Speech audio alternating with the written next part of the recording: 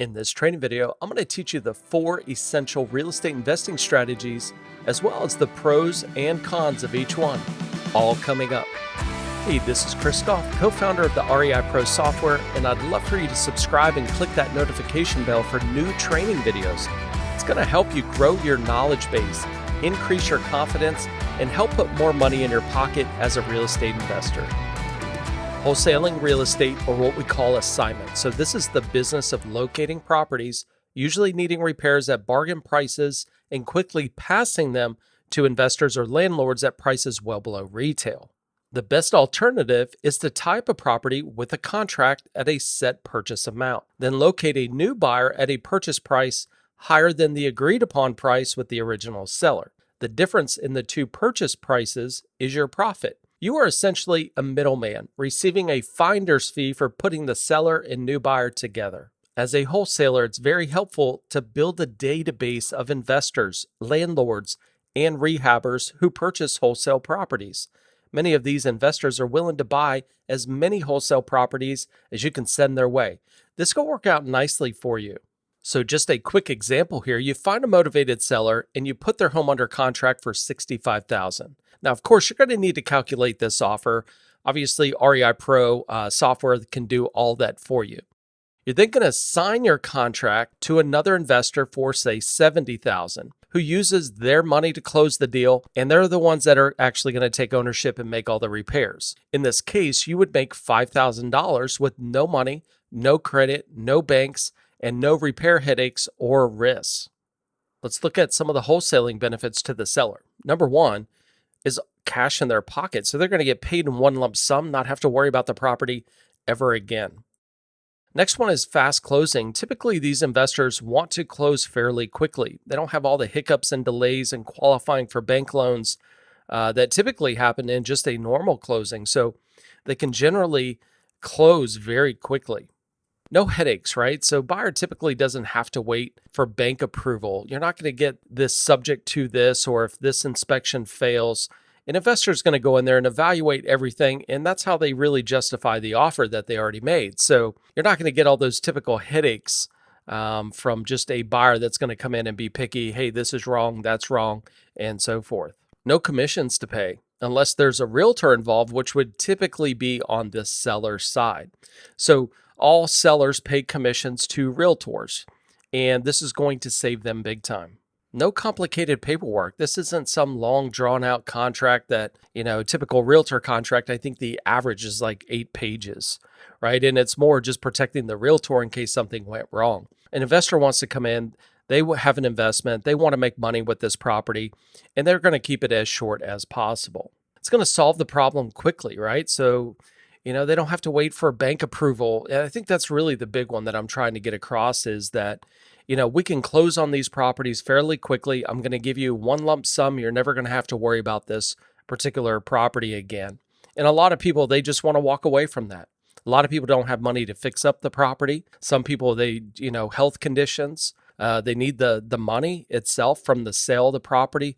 A lot of different reasons why sellers will just go in and say, look, I just want to be done with this property and I want it sold as quickly as possible. So let's look at some of the wholesaling pros and cons. So number one pro is just quick cash, right? So for you as the investor, this is a very quick way to make some extra money. You can make $1,000, you can make $20,000, you could even make more. But generally speaking, it's going to happen fairly quickly because your new buyer is closing quickly. So you do get paid a fee for doing this, and it's a nice extra business. I started full-time. A lot of people don't, but I did, and this is what I was going to do. And so I had to get out there all the time and start finding these deals, but it was quick cash.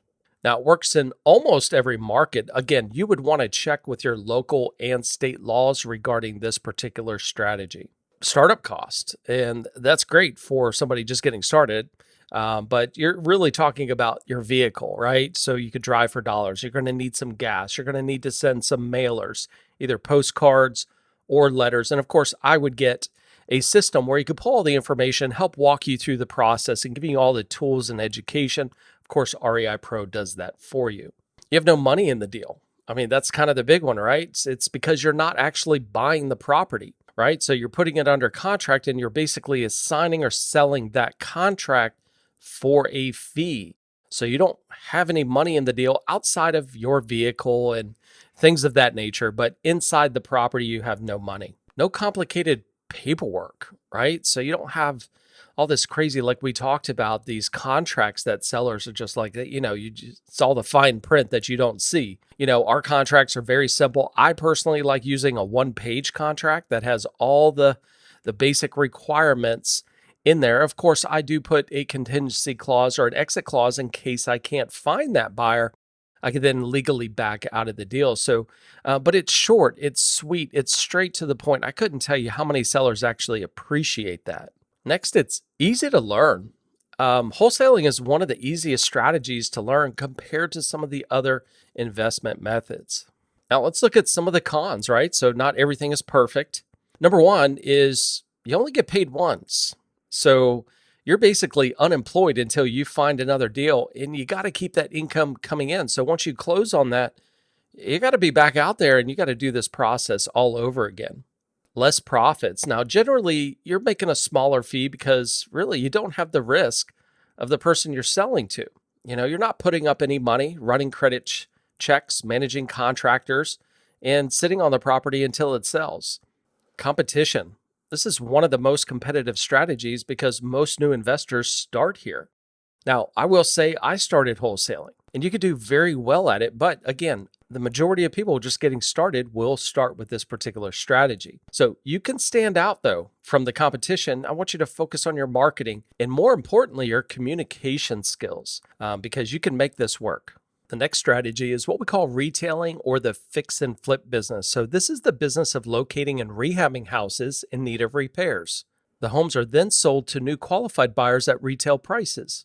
They can also be rented or any other preferred investment choice. So ultimately what we're doing is we're finding this property that just needs a lot of work, right? So we're going to buy this at a wholesale price, and then we're going to turn it into this lovely home and sell it at a retail price. Now your profits are far greater in retailing, but it does take time to rehab and sell. You also need enough cash to purchase the property and rehab it. After the property has been put in tip-top shape, it can be marketed and sold for maximum price.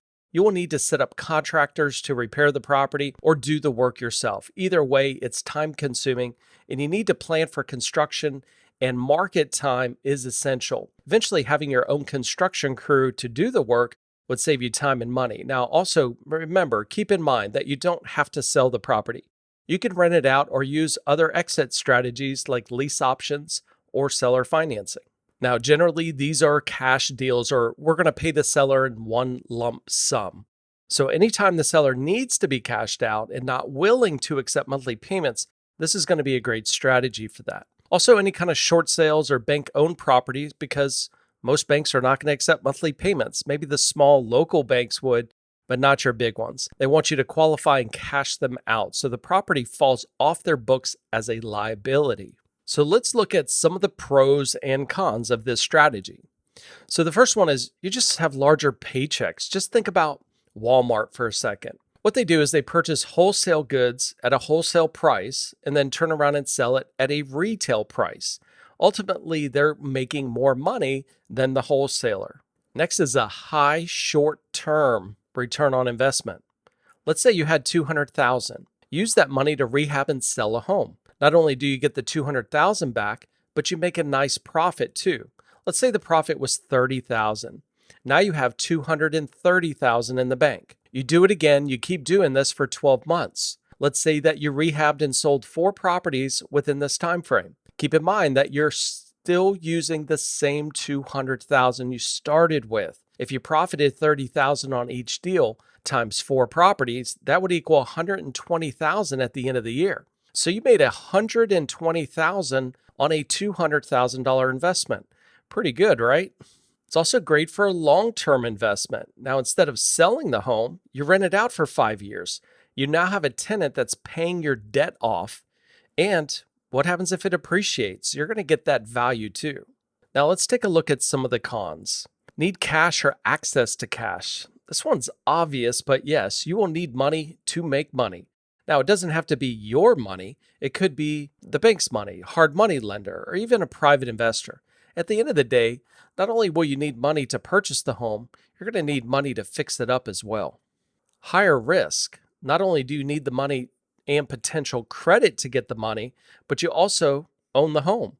So you'll have to fix up the home and manage contractors, sit on the home until it sells, or you place a tenant in the property. During rehab, somebody could get hurt, potential vandalism, and the list goes on.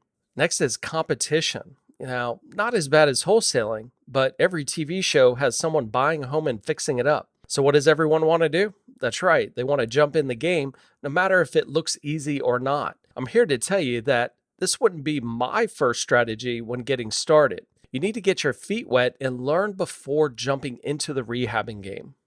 The next real estate strategy is lease options. Sometimes people call it lease purchase or rent to own. Simply defined, a lease option is a lease agreement combined with a purchase agreement. Through a lease option agreement, a buyer leases a property and then has the right or option to purchase on or before the end of that agreement. This arrangement gives the buyer time to save enough cash to take title to the property, or time to repair their credit sufficiently to take title to the property on or before the end of the lease option period by qualifying for a new loan, assuming an existing loan, or by working out some type of owner financing. Now, anyone can cash in big by controlling property while never taking title. This strategy will work on houses in rentable condition, in any price range, and with any kind of underlying financing. You will sign an agreement with the seller and then another with a new buyer under different terms. So ultimately, you're simply putting the two together, staying in the middle and making a profit without taking title to the property. Let's review a lease option example. So number one, you have the term set between you and the seller. Here you can see $200,000 sales price, the down or what we call option payment of $2,000, which would be applied to the purchase price when you buy, monthly payment of $1,600 for a term of 3 years. Now, some people use what's called monthly credits. In this example, we're going to leave it out. Now we're also going to have a new agreement set between you and the new buyer. So you're going to set the sales price, again, the down or option payment, monthly payment, and term. Now, as you can see, you are basically in the middle of this deal. Now, why doesn't the seller do this on their own? It's pretty simple. They don't know how. Just like most investors don't know how to connect the dots. That's where they need you. Now let's review how you actually get paid on this transaction. So your first profit center is what we call the difference in down payment. So here you could see in the example that I need to give the seller $2,000, but my new buyer is giving me $10,000 on their agreement. Now some people wouldn't pay the seller the $2,000 until they get the $10,000 from the buyer. In this particular example, you could see that we made $8,000. The next profit center is the difference in monthly payment. So I've agreed to pay the seller $1,600, but I'm renting it out for $1,800. Now keep in mind, I never really rent the property out to the new buyer for more than the rent value, meaning that I've got a little bit better deal with the seller. In this particular example, we're going to cash flow $200 a month. The last profit center is the difference in sales price minus the down payment. So as you can see, between you and the seller, you agreed to pay $200,000 minus the $2,000, so you would owe the seller $198,000. Whereas the new buyer is agreed to pay you $220,000 minus the $10,000, they would owe you $210,000. So the difference between $210,000 and $198,000 would equal $12,000. Now keep in mind, there will be some closing costs that you'll have to incur while you're going through this transaction. This is what we call a double close. What will happen at the title company or closing attorney's office is we're going to go in and sign paperwork with the seller. We're then going to go into a different room with the new buyer and sign paperwork there. Keep in mind, we are not buying the property. We are not bringing any money to the table. Now, the title company or closing attorney understands what you're doing, but there will be some incurred cost on your end. So you may not actually clear the $12,000. It could be $10,000 in this particular example. Now, if we take all three profit centers over the course of 12 months, so assuming that the buyer closed at the end of the term, So they have 1 year, but we have 3 years with the seller. So with the seller, we can cash them out tomorrow or up to the end of the 3 years, whereas the new buyer has to close us out within that first year. Now, if they can't, could we extend it? Yes, because we have another 2 years with the seller. Could we find a different buyer for the property? Yes. Could we actually sell the property? Yes, because we have the option to buy it. So if you look at this example and our buyer buys, we're going to see a pretty nice chunk of change of $24,400 on a property you don't even own. And this is what we call controlling real estate. So let's look at some of the pros and cons. The first one is 3 profit centers. I mean, you get paid 3 times on every deal, which makes this one of my favorite strategies. You receive money up front each month and when your new buyer buys. No money or credit required. Since you're not buying the home, you don't need money or credit. Now, don't get me wrong. You may want to clean up the home. You may want to mow the yard. It's a really small investment if you think about it. And you're not applying for bank loans, so you don't need to have credit. Credit is really irrelevant to this particular strategy. No lowball offers. You could actually pay up to full price because with lease options, you're creating what we call terms, which is how much down, how much a month, and how long can I do it for? So you make your money in different ways. Just think about how many sellers that don't have much equity. This would be a perfect strategy. Larger pool of buyers. Just think about how many people that can't qualify for a bank loan right now. It could be a money or credit issue, and they just need some time to straighten it all out. Little competition. This one is simple to me. Not many people actually understand how to connect the dots. So if this is a strategy you want to do, be sure you get educated on it. Controlling and not owning properties. That's right. You never own the property. The seller still owns it. The seller pays the mortgage. They pay the taxes. They pay the insurance. They pay for repairs, or at least the expensive ones. Now let's look at some of the cons. Harder strategy to learn. Like I said before, there are some moving parts, so you definitely want to get educated. If you're an REI Pro member, you can learn from an entire training series included with your membership. Explaining to owner. Yes, it's something you need to do very well. It's taking the strategy and breaking it down into simple terms. It's showing the benefits and building trust. Some states don't allow you to do this, so you should check with your local and state laws about this strategy before taking the time to learn it, all to find out that you can't do it, right? So some states that come to mind are the state of Texas and Maryland, but please do your research. The next real estate strategy is what we call seller-owner finance. Now, this is any situation where the seller acts as a financial institution, receiving payments toward the purchase of a piece of property.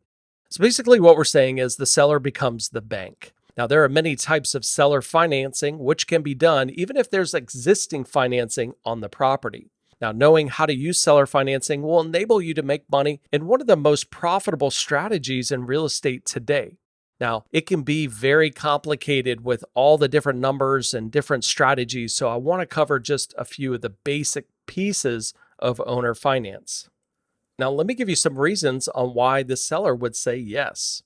The first one is they just don't need to be cashed out right now. Maybe they want to use it as an investment and still continue to make money from the property. They don't want to pay capital gains. You'd be surprised that people just couldn't afford to pay capital gains this particular year, but maybe 3 to 5 years they can afford to do that. Prevent pre-foreclosure. This is the strategy we would actually use with anybody that's in pre-foreclosure. Somebody that's going through a divorce, out-of-town owners, health problems. What about no equity? What does a seller do that doesn't have equity? They could try to sell it themselves, but that's about it. They couldn't even afford to pay a real estate commission because sellers pay the commission. So this would be a great strategy to use for homes that don't have much equity because, again, you're looking at the long-term piece to this or the long-term investment. Property needs repairs. They can't afford to fix it. People don't always have money all the time just sitting around so they can put back into the property. So this might be a good reason for a seller to say, yes, I'm tired of putting money into the property. I don't have any money to put in the property. I need to do something with it. But Maybe they just don't want to get cashed out, but maybe they want to still make a little bit of a return on the property by getting a payment. Maybe they just need to move quickly. There are tons of reasons that we could go over, but these are going to be some of the more popular ones right now. All right, let's look at some of the pros and cons of this strategy. Number one is little to no money down. Now, most of the time you would put something down. Now, obviously, you could always get into any kind of creative finance deal like a lease option or a seller finance with no money down. But I think the actual seller is going to appreciate you putting something down. They want to see some invested interest, especially if they're giving you the ownership of the property. Low fixed interest rate. Since you are setting the terms with the seller, you just got to agree on a number, right? So we want to start with a low fixed interest rate. It's then going to be amortized over 30 years, and then we could have what's called a balloon payment, which may be a 5-year balloon. So although the payments are amortized over 30 years, I'm going to have to cash the seller out within that first 5 years. No bank qualification. Remember, we're not going to the bank begging for a loan.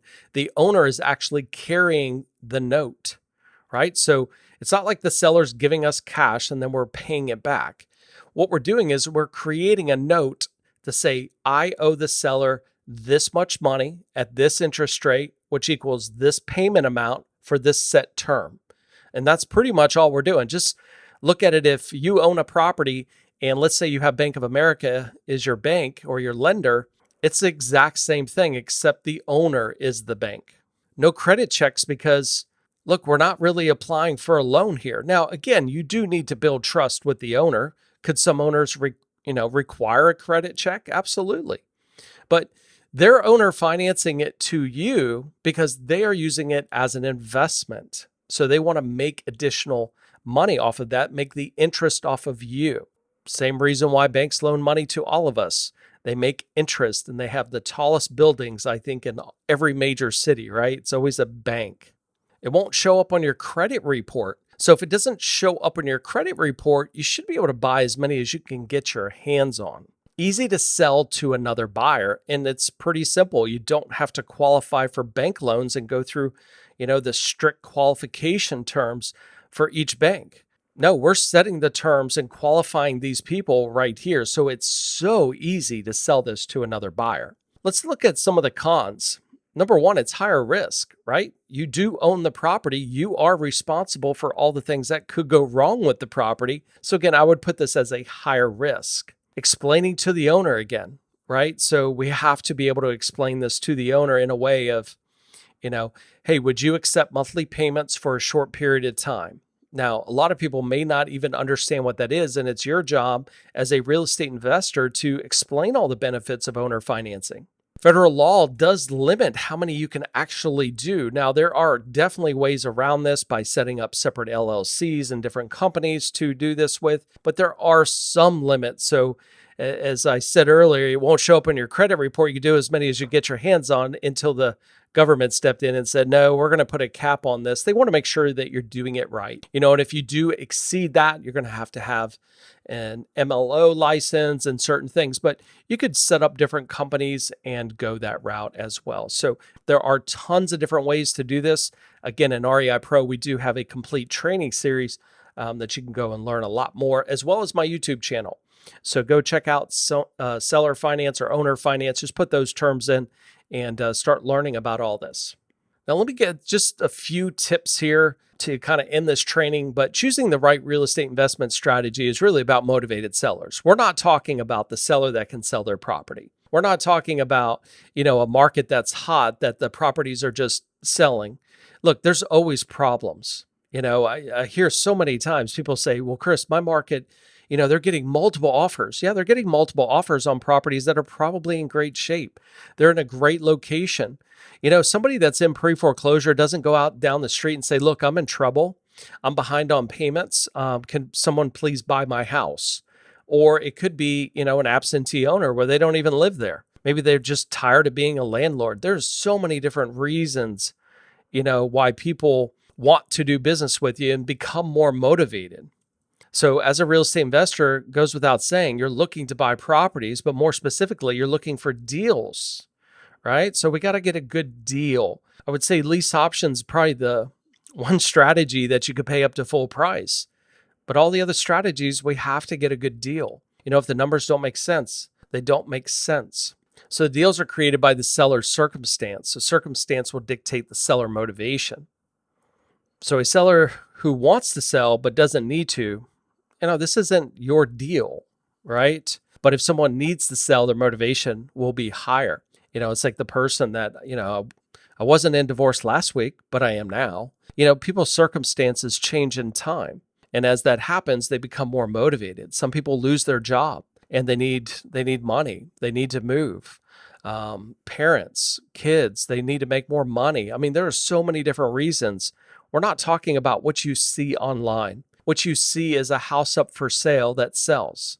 These strategies have been around forever, and they'll continue because guess what? They don't make any more land. People always have problems too. And all we're doing as a real estate investor is going in and really making a wise investment. And we can do that through multiple different types of real estate strategies. And here to me, these are my top 4 strategies that you should focus on. So when getting started, just go back through the pros and the cons. If you're a person that doesn't have much money to get started, you might want to think about wholesaling or lease options.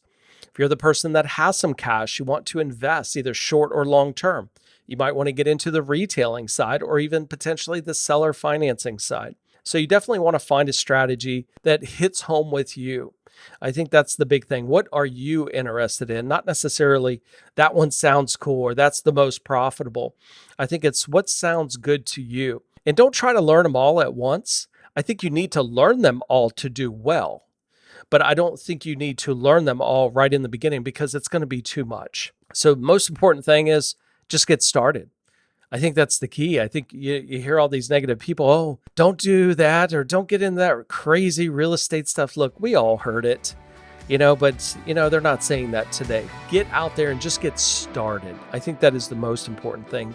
Find a strategy and start running. Thanks for watching. And if you learned something valuable in this training, please give a thumbs up.